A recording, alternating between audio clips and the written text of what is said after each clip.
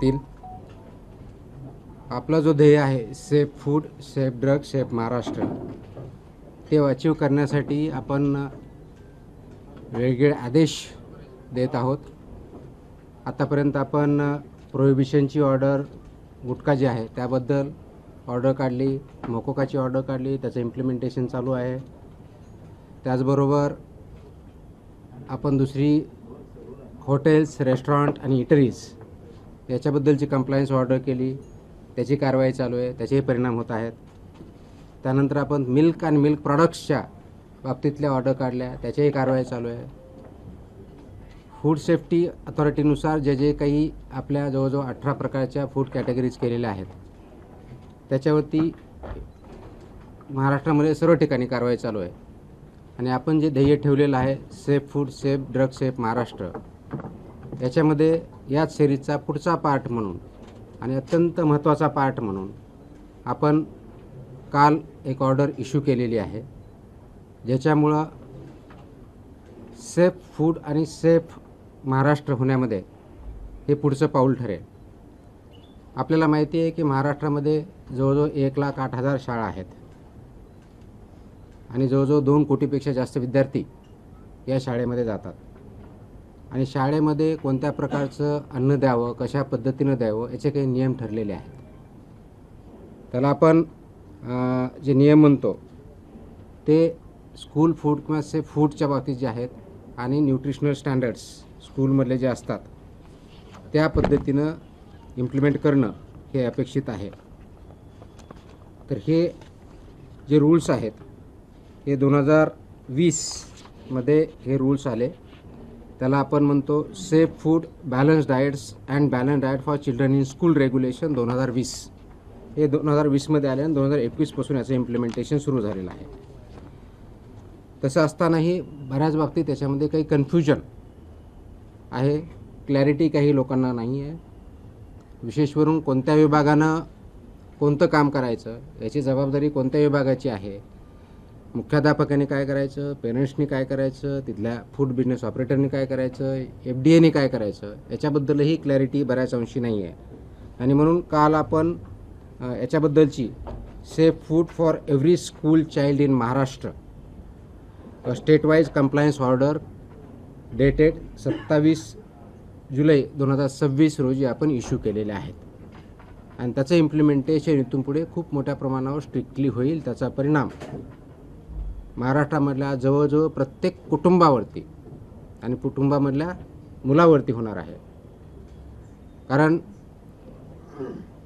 मुलांना जर आपण व्यवस्थितपणे फूड दिलं, बॅलन्स डाएट दिलं, न्यूट्रिशन दिलं आणि ते जर आपण इम्प्लिमेंट करू शकलो तर सेफ फूडमधलं सर्वात मोठं पाऊल हे ठरणार आहे, ज्याच्या अनुषंगाने त्याचं एक कल्चर, आपण ज्याला म्हणजे जी संस्कृती, फूड संस्कृती, ती इम्प्लिमेंट होईल, ती तयार होईल.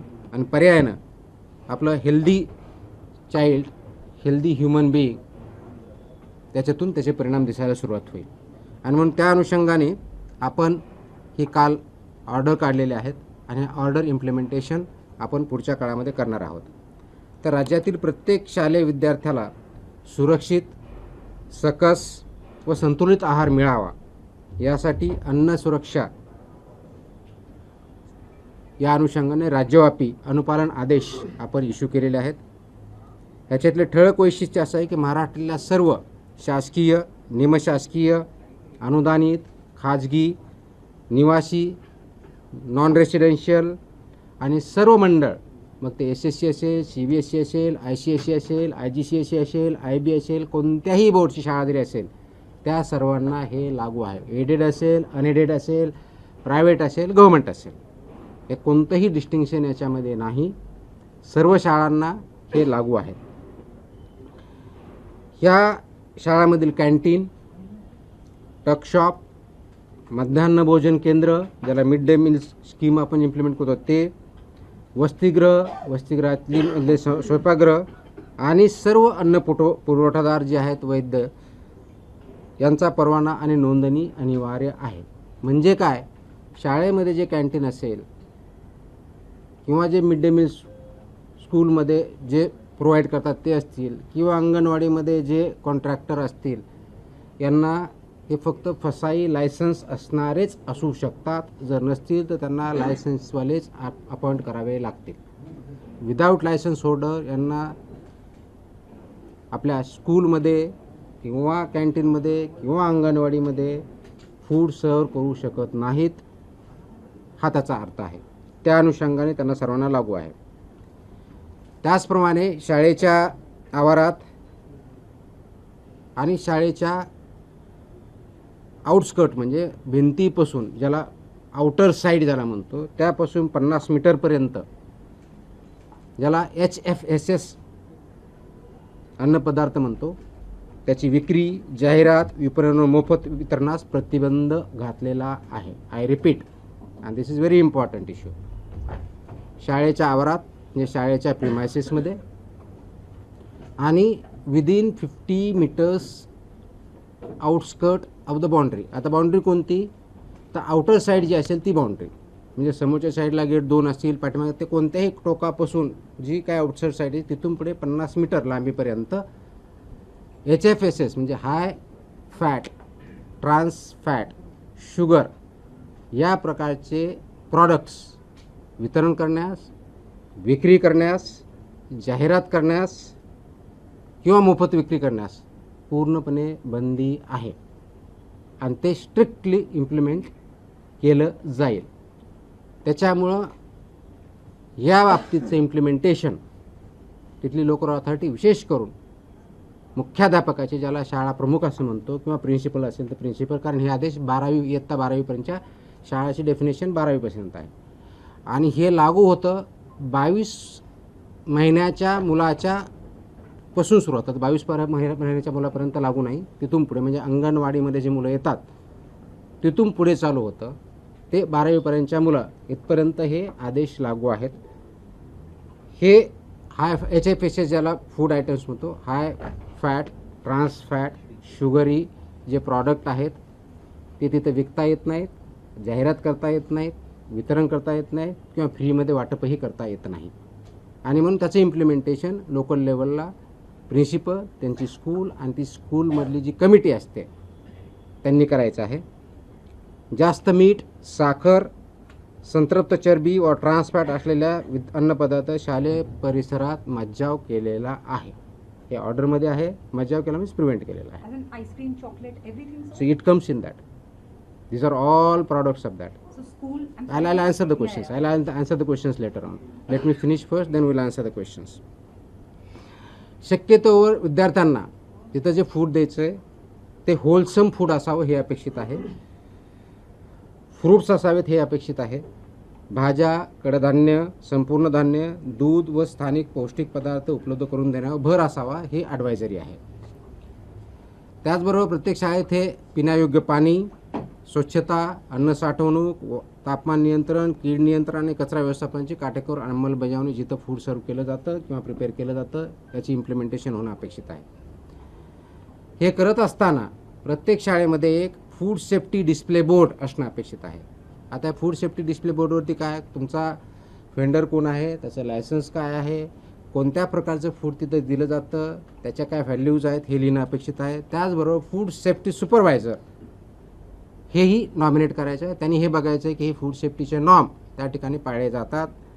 हेल्थ अँड वेलनेस अँबॅसेडरसुद्धा ते अपॉइंट करणं अपेक्षित आहे over a period of time, की त्या शाळेमधून कोणी विद्यार्थी असू शकेल, शिक्षक असू असेल, जो कोणी असेल त्यांनी तो अपॉइंट करायचा आहे किंवा नोडल अधिकारी नियुक्त करणं हे पुढच्या काळामध्ये आपण बंधनकारक करत आहोत, ते आवश्यकता आहे.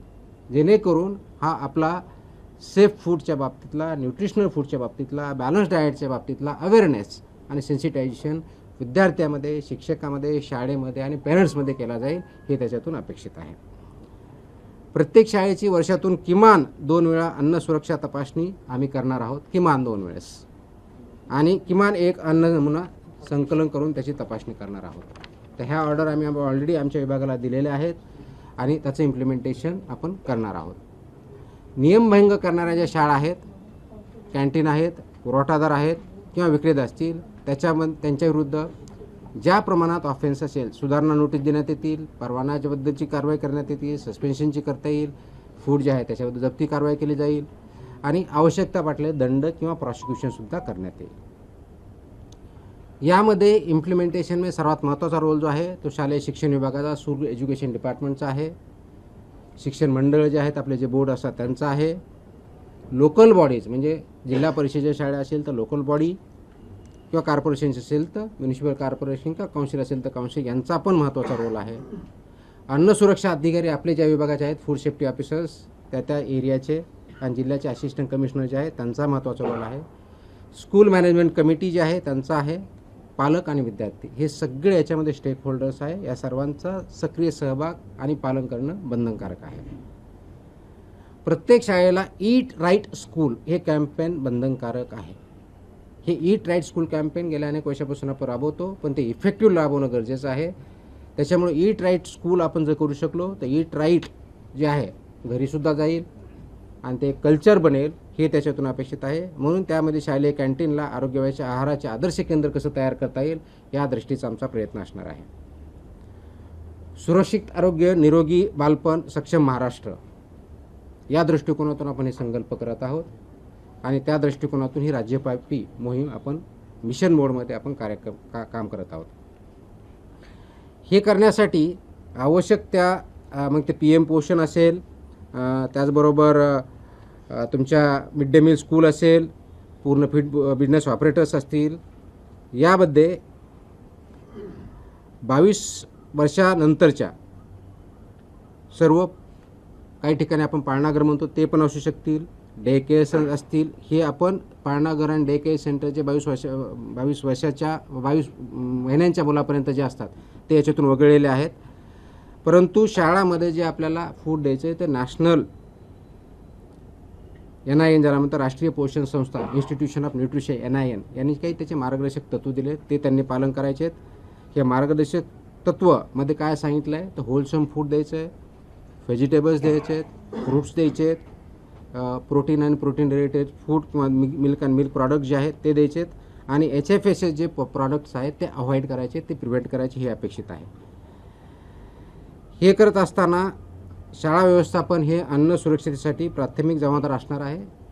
त्याच्यामधलं प्रिन्सिपल आणि स्कूल मॅनेजमेंट याची प्रायमरी रिस्पॉन्सिबिलिटी ही असणार आहे आणि त्यांना जिथं जिथं आवश्यकता लागणार आहे, मदत लागणार आहे, आमचा विभाग आपण करणार. म्हणजे school education department, school management, school education department आणि त्याबरोबर जी एन्फोर्समेंटच्या दृष्टीनं लायसन्सची असेल किंवा याच्या बाबतीतले असेल ते FDA food and drug administration याच्याबद्दल मदत आपण करणार आहोत.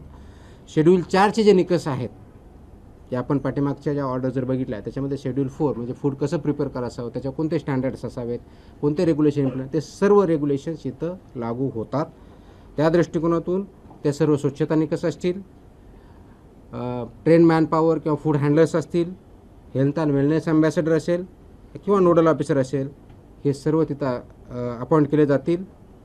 त्याचबरोबर प्रवेशद्वारावर त्याच्यावरती चेतावणी दिली जाईल, त्याच्यावरती लिहिलेलं असेल की HFSSचे प्रॉडक्ट इथं विक्री करण्यास किंवा ॲडव्हर्टाईज करण्यास किंवा फ्री विकण्यास किंवा तिथं वाटप करण्यास मनाई आहे. हे त्यांच्या गेटवरतीच किंवा दरवाजावरती ठळक अक्षरामध्ये बोर्ड लिहिला जाईल. सो दॅट ही एक वॉर्निंग सर्वांना असेल. त्याचबरोबर पेरेंट्स यांनासुद्धा त्याच्यामधून अवेअरनेस तयार होईल आणि हेल्दी फूड आपल्या मुलांमध्ये जाईल हे अपेक्षित आहे. त्याचबरोबर फूड सेफ्टी डिस्प्ले बोर्ड हा प्रॉमिनंट प्लेसला असेल आणि फूड सेफ्टी सुपरवाइज याचीसुद्धा पूर्तता करणं हे बंधनकारक असेल. आणि आता मी सांगितलं त्याप्रमाणे 50 मीटरच्या परिघामध्ये HFSSचे कोणतेही प्रॉडक्ट विकले जाणार नाहीत किंवा ॲडव्हर्टाईज केले जाणार नाही. सांगतो येतो सगळं येतं. ही करत असताना याच्यामध्ये आपण eat right school, eat right campus, school nutrition policy, त्याच्यामधले food safety and standard rule 2011चा सबनियम 2.4 नुसार पूर्ण पार पाडले जाईल अशा दृष्टीचे आपण बघितलेले आहेत. सेफ फूड स्कूलबरोबरच प्रत्येक विद्या हा हेल्दी चाइल्ड बनेल अशा दृष्टीनं आपण काम करत आहोत. हे करण्याच्या दृष्टिकोनातून गेल्या 1-1.5 महिन्यामध्ये आपण या वर्षाच्या अकॅडमिक इयर्समध्ये राज्यव्यापी एक आपण ऑलरेडी अभियान चालवलेलं आहे, ज्याच्यामध्ये 42 ठिकाणी जनजागृती किंवा अवेअरनेस कॅम्पेन आपण घेतलेले आहेत. कार्यशाळा आपण घेतलेल्या आहेत शिक्षकांच्या, ज्याच्यामध्ये त्यांना ट्रेनिंग दिलेलं आहे. आपल्या डिस्ट्रिक्ट लेवलला जे असिस्टंट कमिशनर आहेत फूडचे त्यांनी त्या ठिकाणी जाऊन ट्रेनिंग दिलेलं आहे. त्याच्या माध्यमातून जवळजवळ 3567 शाळामधील 4,919 शिक्षकांना अन्न सुरक्षा व संतुलित आहाराबद्दल प्रशिक्षण आणि संवेदनशील आपण केलेलं आहे. ज्या शिक्षण विभागामार्फत शिक्षकांना ट्रेनिंग दिल्या जातात, डाएट ज्याला म्हणतो डिस्ट्रिक्ट लेवलला जे डाएट त्यांचं इन्स्टिट्यूट असतं त्याच्यामध्ये ट्रेनिंग जातं, त्या ठिकाणी आपले अधिकारी जातात आणि याच्यावरती एक मॉड्यूल किंवा 1-1.5 तास त्यांच्याबद्दल ट्रेनिंग घेतात आणि आवश्यकतेप्रमाणे सुद्धा आपले अधिकारी जाऊन तिथं अवेअरनेस क्रिएट करत असतात. तर ह्या सर्व आपण गोष्टी करण्यापाठीमागचा उद्देशच हा आहे की गेल्या काही काळामध्ये याच्यामध्ये पाहिजे तेवढं लक्ष आपण देऊ शकलेलो नव्हतो. आता आपण त्याच्यावरती फोकस करत आहोत आणि याचा कंप्लायन्स रिपोर्ट मंथली बेसिसवरती विभागाला असणार आहे. तर ह्या विभागामध्ये ज्या स्कूल एज्युकेशन डिपार्टमेंटमध्ये महाराष्ट्रामधला एक थोडक्यात आपल्याला डेटा आणि एनरोलमेंट माहिती देतो की इयत्ता 1 ते 12वीमध्ये जवळजवळ 2,02,85,525 विद्यार्थी इनरोल्ड आहेत. यांच्यापर्यंत आपण याच्या माध्यमातून पोहोचतो आहे. याच्यामधला जर प्रायमरी 100 स्टँडर्ड 4थीपर्यंत बघितलं तर 67,36,000 स्टुडंट आहेत. अप्पर प्रायमरी 72,63,000 5वी ते 8वीमधले आहेत. सेकंडरीमधले 26,44,000 असे टोटल 2,02,00,000 आहेत. मॅनेजमेंट कॅटेगरी स्कूल जर याच्यामध्ये ज्या कवर होतील ते जर बघितलं तर लोकल बॉडीमध्ये जवळजवळ 64,000 स्कूल आहेत. प्रायव्हेटमध्ये 40,000च्या आसपास स्कूल आहेत. ट्रायबल डेव्हलपमेंटच्या 1,444 स्कूल्स आहेत. सोशल वेलफेअरच्या 1,068 आहेत.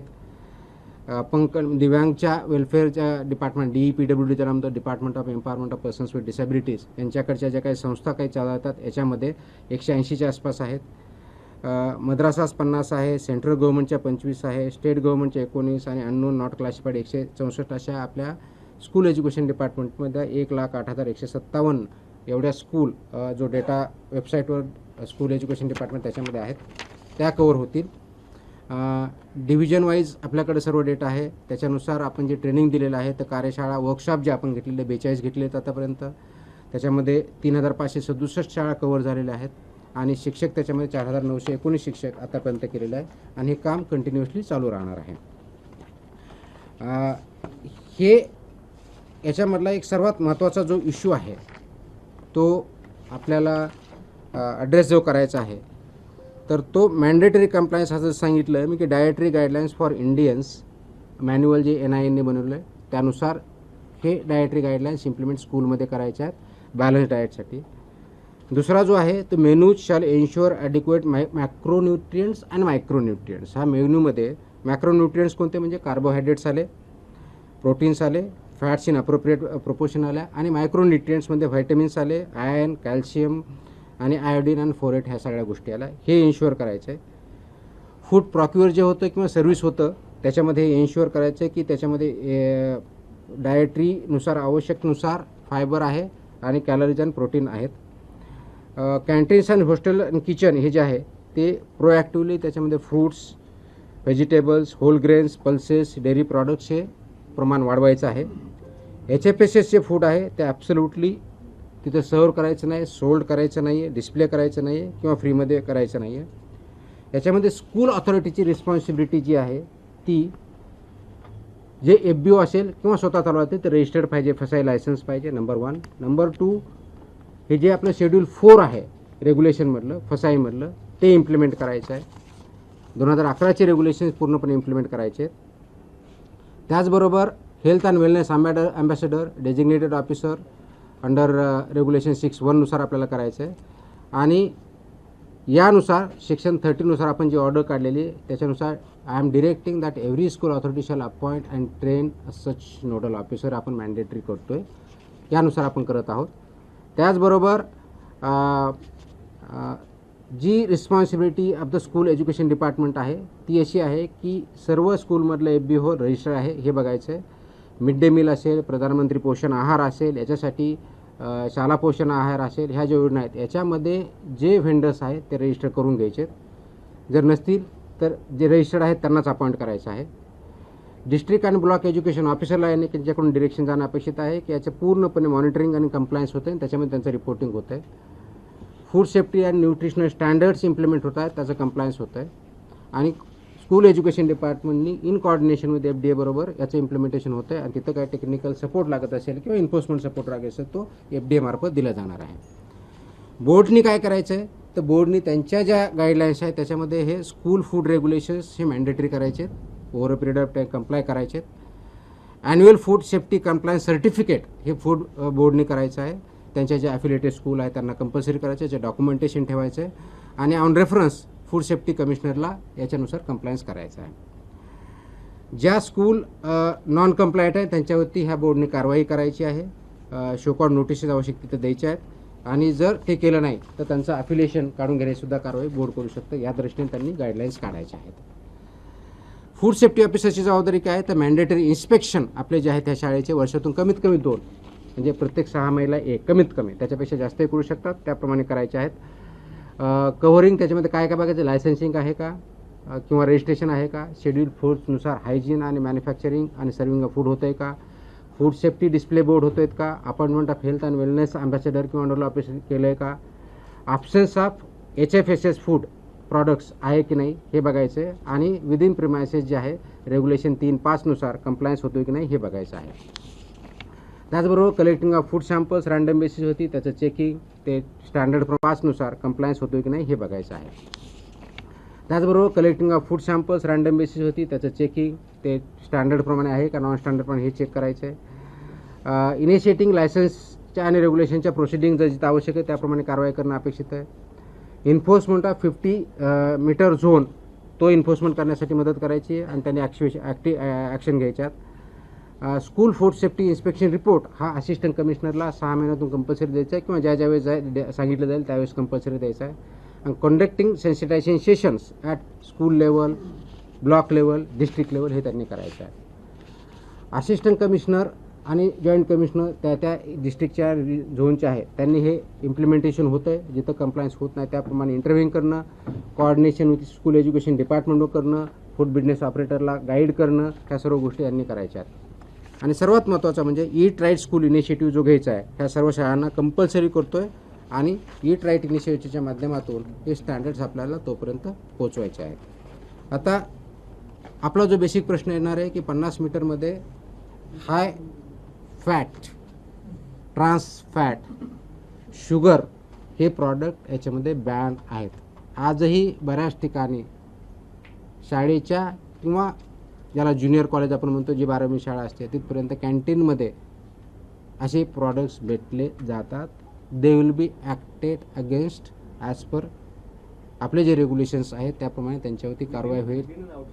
Within the premises and outside within 50 metres periphery of the boundary.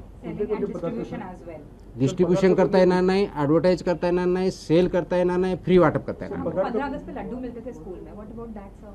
Not Like, allowed. At least in my generation, Not allowed. that's what happened. I mean, high fat, high sugar is not allowed. Please understand. पहले मुझे बोलने दो, फिर आपके सबके सवाल के जवाब मैं दे देता हूँ, ठीक है. अब ये क्यों कर रहे हैं प्लीज अंडरस्टँड. हा करण्याचा उद्देश एवढाच आहे की शाळेमधल्या विद्यार्थ्यांचा ग्रोथ फिजिकल आणि मेंटल किंवा इंटलेक्च्युअल हा जो ग्रोथ आहे त्यांच्या रिक्वायरमेंट्स आहेत. ज्या वेळेस मुलं लहान असतात किंवा ग्रोईंग फेजमध्ये सर्वात जास्त रिक्वायरमेंट ही प्रोटीनची असते, फायबरची असते, मॅक्रोन्यूट्रियंट्स आणि मायक्रोन्यूट्रियंट्सची असते. हे बॅलन्स डाएट त्याच्यामध्ये जायला पाहिजे आणि ते खाल्लं तर त्यांचा ग्रोथ बोथ इंटलेक्च्युअल आणि फिजिकल चांगल्या पद्धतीने होतो हे त्याच्यातून अपेक्षित आहे. आणि म्हणून हे 2020मध्ये हे रेग्युलेशन आलं आहे. आय रिपीट 2020चे रेग्युलेशन्स आहेत आणि त्याचं इम्प्लिमेंटेशन 2021पासून झालेलं आहे. त्याच्यामुळे ह्या शाळांना माहीत नाही, आम्हाला माहीत नाही, पेरेंट्सला माहीत नाही आहे असं आपण म्हणणं हे धाडसाचं ठरेल. याचं इम्प्लिमेंटेशन आपण आता इथून पुढे आणखी स्ट्रॉंगली करणार आहोत. आतापर्यंत अवेअरनेस पण झालेला आहे, आतापर्यंत हे करत आहोत, पण इथून पुढे आणखी जास्त सिव्हिअरली होईल आणि याचा परिणाम आपल्या विद्यार्थ्यावरती अपकमिंग जनरेशनवरती खूप पॉझिटिव्हली होणार आहे. कारण बऱ्याच अंशी आपण बघतो की तिथं सो कॉल्ड एनर्जी ड्रिंक्स, कारण एनर्जी ड्रिंक्सची कॅटेगरीज नाही आहे, फूडमध्ये कॅटेगरीज नाही आहे. So called caffeinated, non caffeinated drinks हे अवेलेबल होतात, which is not allowed. These are either high fat आहेत, ट्रान्स फॅट आहेत, शुगरी आहेत, त्याच्यामध्ये प्रोपोर्शन लिहिलेलं आहे, पण त्याच्यावरती लिहिलेलं असतं, वॉर्निंग पण असतं. बरेच प्रॉडक्ट तिथं वॉर्निंग असतात की not advise not for use by children below the age of 18, परंतु तिथं अवेलेबल असतं. माझी 3 सूचना वजा विनंती आहे त्याच्यामध्ये. Number 1, principles of the school and school management त्यांनी याचा खूप सिरियसली कॉग्निझन्स घ्यायचा आहे. आपल्या शाळेमध्ये, शाळेच्या प्रिमायसेसमध्ये किंवा विदिन 50 मीटर पेरिफेरीमध्ये ज्या गोष्टी अनुज्ञेय नाही आहेत खाण्याच्या फूड बाबतीतच्या, त्या 100% प्रिव्हेंट करणं ही आपली जबाबदारी आहे. त्या दृष्टीनं शाळेच्या मॅनेजमेंटनी आणि प्रिन्सिपलनी इनिशिएटिव्ह घ्यावं, कारवाई करावी. नंबर 1. नंबर 2, पेरेंट्सना माझी सूचना आणि विनंती आहे की आपल्या पाल्यांना, आपल्या मुलांना अशा प्रकारचे पदार्थ खाण्यापासून प्रिव्हेंट करा, जेणेकरून त्यांच्या हेल्थवरती पॉझिटिव्ह इम्पॅक्ट होईल. तिसरी विनंती माझी विद्यार्थ्यांना आहे. जरी लहान असतील तर त्यांना काही समजत नसेल मी सांगितलं तर पेरेंटनी आणि टीचरनी आणि स्कूलने त्यांना समजून सांगायचं आहे हे खाणं त्या विद्याच्या दृष्टीनं योग्य नाही. आणि म्हणून ते ज्या गाईडलाईन्स आलेल्या आहेत आणि नॅशनल इन्स्टिट्यूट फॉर न्यूट्रिशन यांनी त्याच्या गाईडलाईन्स व्यवस्थित डिझाईन केलेल्या आहेत, न्यूट्रिशनच्या अँगलने केलेल्या आहेत. म्हणून त्यांनी हे करायचं आहे की विद्यार्थ्यांनी ह्याच्यापासून परावृत्त व्हायचं आहे आणि बॅलन्स डाएट आपल्या विद्यार्थ्यांना द्यायचं आहे, मुलांना द्यायचं आहे. आणि हे कल्चर आपल्याला विद्यार्थ्याच्या मार्फत समाजामध्ये आणायचं आहे, जेणेकरून आपल्या विद्यार्थ्यांची सोशल, फिजिकल, सायकोलॉजिकल आणि इंटेलेक्च्युअल ग्रोथ ही चांगल्या पद्धतीनं होईल. ह्या गाईडलाईन काढण्यापाठीमागचा नॅशनल इन्स्टिट्यूट ऑफ न्यूट्रिशन यांच्यामार्फत, त्याचबरोबर आपल्या फसाईनी ज्या 2020च्या रेग्युलेशन्स तयार केले हे खूप विचारपूर्वक केलेले आहेत. त्याच्यामध्ये कमिटी आहे, सायंटिफिक बेस आधारे केलेले आहेत. त्याचं इम्प्लिमेंटेशन आपला शिबिर यासाठी करायचं आहे, खूप स्ट्रिक्टली यासाठी करायचं आहे की त्याच्या माध्यमातून पुढचे जनरेशन घडणार आहेत, त्या हॅबिट्स इन्कल्केट होणार आहे, ते संस्कृती आपल्याला आणायची आहे आणि ही संस्कृती आपल्या कुटुंबापर्यंत न्यायची आहे. आणि म्हणून मी आता जसं म्हणलं की दर 2 कोटीपेक्षा जास्त विद्यार्थी या शाळेमध्ये जात असतील, जवळजवळ 1 लाख प्लस शाळेमधून, तर महाराष्ट्रामध्ये फूड कल्चर चेंज करायला जास्त वेळ लागणार नाही आणि त्याच्यामध्ये आपल्या सर्वांचा सहभाग अपेक्षित आहे. हा अवेअरनेस क्रिएट करणं आणि ह्या गाईडलाईन्स रेग्युलेशन इम्प्लिमेंट करणं ही आपल्या सर्वांची सामूहिक जबाबदारी आहे. विशेष करून school education department, school management, parents आणि FDA या सर्वांनी मिळून जर ठरवलं तर जास्त वेळ लागणार नाही. FDA मार्फत आम्ही डेफिनेटली चालू केलेलं आहे.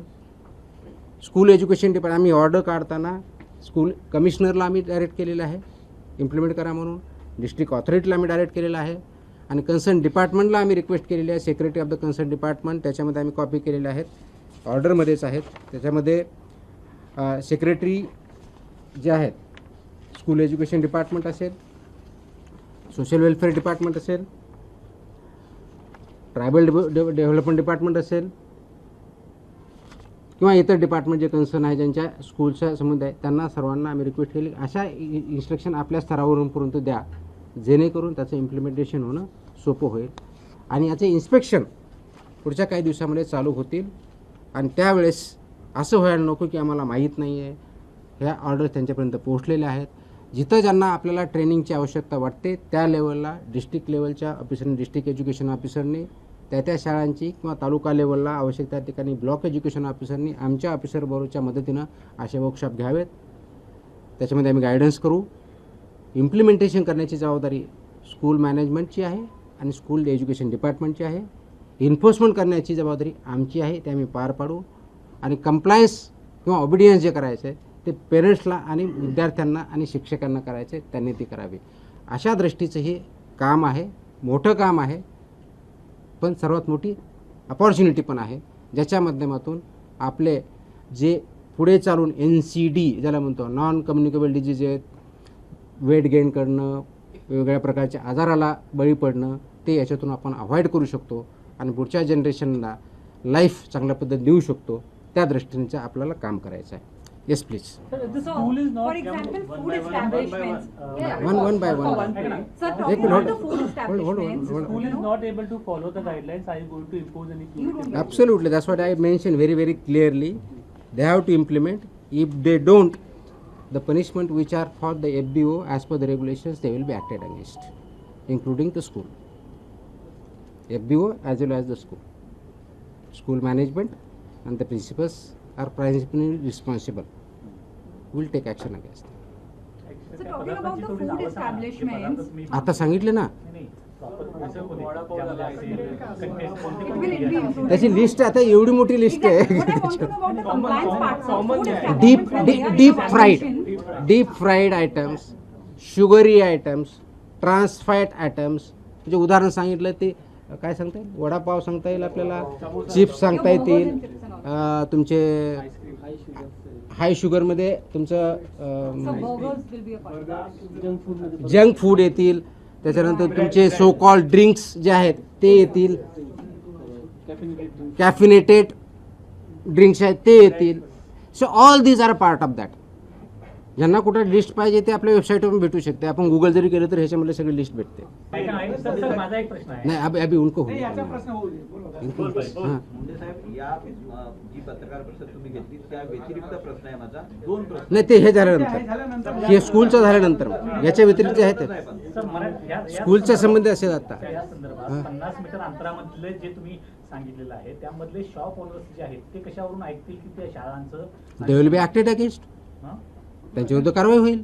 कशावर ऐकतील म्हणजे काय, कारवाई कोण करणार? आमचे जर फूडचे असेल तर आम्ही करू. मग त्या फूडच्या बाबतीत आमचा संबंध त्या येतो. शाळाने तुम्हाला कॉन्टॅक्ट करायचा कसं करायचं? हो ते आम्हाला शाळेने कळवावं लागेल ना की ते ऐकत नाहीत. That's what their responsibility is. If they do not follow somebody they have to intimate our office. Sir तुम्ही म्हणाला की 2020चा नियम आहे, 20चा नियम आहे, 21 पासून लागू चालू आहे. मग इतक्या वर्षामध्ये 5 वर्षामध्ये का कारवाई झाली नाही? झाल्यात ना कारवाई, कोणी सांगितलं नाही झाल्या. आम्ही स्ट्रिक्ट करतोय. तुम्ही माझे शब्दप्रयोग गोष्ट ऐकले नाही. कारवाई चालूच आहे. आम्ही स्ट्रिक्ट जास्त Are करतो. you saying that guidelines were not followed from 2020? No, I never said that. I never said that. I say that it's being implemented. We need to be much more compliant and much more stricter in enforcement. That's what I am saying. So आज FDA ने 27 तारीख को school children को जो regulations है school going children के food के बारे में, safe food end balance diet for the school children 2020 जो रेगुलेशन है ये इम्प्लीमेंट करने की एक कंप्लायंस ऑर्डर इशू की है, जारी की है. उसके तहत जो बैलेंस डाइट स्कूल में देना है उसके guidelines, rules and responsibility of the school, FDA, parents, school boards and school education department का डिफाइन किया गया है. इस ऑर्डर के तहत जो 2020 के रेगुलेशंस है उसका इम्प्लीमेंटेशन स्ट्रिक्टली होगा, जिसमें प्राइमरी रिस्पॉन्सिबिलिटी जो रहेगी स्कूल मैनेजमेंट की रहेगी, जो गाइडलाइन इम्प्लीमेंट करे within the premises and within 50 metres of the premises of the school. जहाँ की जो ट्रांस फैट का फैटी फूड FTSS जिसको बोलते हैं वो बैंड है, इट इज़ प्रोहिबिटेड, वो अलाउ नहीं होगा. उनका जो वेंडर होगा FBO वो लाइसेंसी होना चाहिए, वहाँ पे बोर्ड होना चाहिए, वहाँ फूड सुपरवाइज़र होना चाहिए, एम्बेसडर जो है वो अपॉइंट करना चाहिए या नोडल ऑफिसर जिसकी वजह से वो गाइड कर सके. इसमें सबसे अहम भूमिका स्कूल मैनेजमेंट की रहेगी, प्रिंसिपल की रहेगी, वो इम्प्लीमेंट करना उनका दायित्व है. अगर उसमें कोई बाधा आती है इम्प्लीमेंटेशन के बारे में, इन्फोर्समेंट के बारे में, दे उन्हें हमें FDA के ऑफिसर को, लोकल ऑफिसर को इंटीमेट करेंगे और उस हिसाब से वो इम्प्लीमेंट करेंगे. हर साल में कम से कम 2 बार स्कूल का FDA की तरफ से 2 बार इंस्पेक्शन हो मिनिमम, वहाँ का सैंपल भी लिया जाएगा और उसके हिसाब से कार्रवाई की जाएगी. जो FBO या स्कूल ये कंप्लाई नहीं करते उनके ऊपर जो हमारे रेगुलेशंस के विशेष से कार्रवाई की जाएगी. बोर्ड जिससे वो स्कूल एफिलिएटेड है वो हिसाब से उनकी तरफ कार्रवाई करेंगे और स्कूल डिपार्टमेंट भी उनके खिलाफ